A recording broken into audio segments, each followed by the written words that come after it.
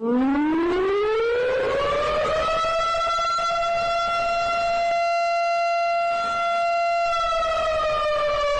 bases are cool as fuck sometimes, you know, depending on the fan base, of course. I mean, you get to meet people that like the thing you like, and also you can make friends within that community. But you do have those fucking weird people with the FOP build that just honestly ruin the fun for everyone, and it's honestly just fucking ridiculous. Yeah, so we're gonna be talking about people that are just deranged within certain fan bases, like the archetypes of people that are just deranged that just so happen to like this thing. Plus, this is a video I've wanted to make for a while, so here we go. Shipping is a plague amongst communities. You know, because these people just can't take out their childhood trauma out on like a fucking pillow or just like talk about it in therapy. No, they just have to just straight up death threaten people if they don't agree with this random ship. Plus, a lot of good shows have just been ruined by shipping. Adventure Time. My Hero Academia is one example of shipping getting out of hand. Like, you'd have people literally send death threats or try and harass or dox the creator just because, oh wow, they didn't make this ship happen, or just something involving a ship. Like, you'll have characters that clearly hate one another, but for some reason these people will be like, no, they just clearly like each other, don't you see? Even though one of them really wants to unalive the other. That, or you'll just have two dudes that, you know, are friends with one another, and they take a photo, and that photo is just displayed somewhere in the story, but people will be like, there's no reason why they should be like this, they're so gay, totally gay. I'm like, bro, the new X-Men show, or well, I wouldn't say new, it's kind of just a revamp of the old X-Men animated show from like the 90s, but basically this show had barely been out for like a month or a week, and people are already doing this shit with Charles and fucking Magneto. Like, dude, they're just literally best friends. Although they don't really agree with the other, they still have some feeling of friendship between the two. I'm just imagining how these people must function in real life when they see two dudes high-fiving or one of them congratulating the other. They're just secretly thinking, oh my god, dude, these guys must be doing it in the bed, man. They must be doing it. Like, imagine acting this insane over pairings that will never fucking happen. Another one that pisses me off is the headcanon maker. See, the thing is with headcanons is that, like, okay, if it's super silly and whatever, you just kind of keep it between yourself or maybe joke about it with friends, that's whatever. But if you're one of those people, and for some reason, you know, just people just can't be happy about what they are or who they are. Like, for some reason, people just can't be happy with being this way, so they have to make everything this way to make themselves feel better. Basically, they're not happy being the way that they are, so they have to try and force this headcanon down everyone's throat and treat it like it's actual canon. Oh, and God forbid you ever disagree. There's two that I could think of at the top of my head, one of them being a Harley Quinn one, and then the other one being a fucking Spider-Gwen, and this one you guys already know, probably. So the discourse for this movie, you know, for Across the Spider-Verse was honestly just straight up terrible, despite the movie being good. One bit of this discourse, however, was miserable-ass Twitter people trying to go on and shove a headcanon down everyone's throat about Gwen Stacy being trans in the movie. And people were like, hey, stop fucking, you know, overreacting or just trying to make up something, you know, this isn't really canon, stop trying to treat it like it is. These people would get so livid on Twitter, like, these people would literally get super mad.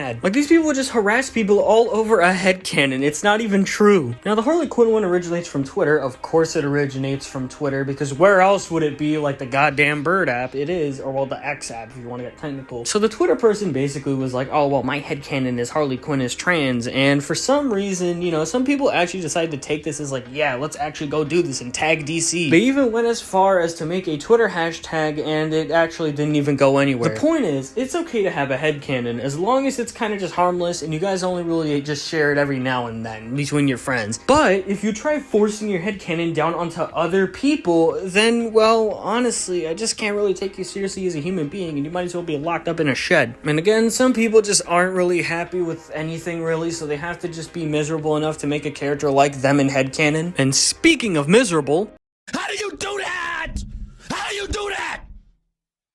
What? The reason I call these people competitive gatekeepers is because there's a difference between gatekeeping and then competitive gatekeeping. Gatekeepers are usually the people that would be like, oh, well, you like this version compared to my version? Get the fuck out of here. Competitive gatekeepers will literally yap and yap and yap all day long like a Shakespeare play, just so they could say that they're a bigger fan than you and probably pull out a lot of niche stuff that you didn't even know existed. Like, this shit has happened with Dune, where, you know, Dune fans are finally happy that their favorite thing is being adapted into a movie, and they're just like, yeah, fuck all you guys over at Marvel, DC, anything ever in the world. You know, you don't understand the complexities of this character from Dune, or you don't understand, you know, this whole thing of the world building of Arrakis or some shit like that. There was literally a post that this guy was talking about after seeing Dune 2, and he's just like, oh, well, you know, guys, this guy from Dune, this random guy from Dune, is more complex than anything that Marvel has ever put out in the comics or movies. Another one being, oh, you guys can trust your billion-dollar franchises, while I stick with my obscure franchise being adapted into a movie because I'm the superior one. Like, oh my god, we get it. Your favorite book is being adapted into movies and stuff. You don't really need to act like, you know, you're the superior guy. You don't need to act like you got the God Angel gene. The most popular example of this shit is when Rick and Morty was popular, like very popular at the time, and people were like, to be fair, you need a high IQ to understand Rick and Morty, because a lot of the stuff, especially the jokes, speak about a higher volume of life and whatever type of stuff they would say. Like, these people are very dedicated to letting their e-cock grow longer than their actual cock. All these people really do is just show the fact that they have too much free time on their hands, and they'll just be doing anything to get that miserable high, because, you know, miserability is a drug nowadays, and people will do that shit just to get their quick fix. The last one just drags everyone down to hell, whether they're a fan of it or they slightly like it. Robert, stop it. Y'all quit playing. Quit playing. Robert. I didn't do this stuff.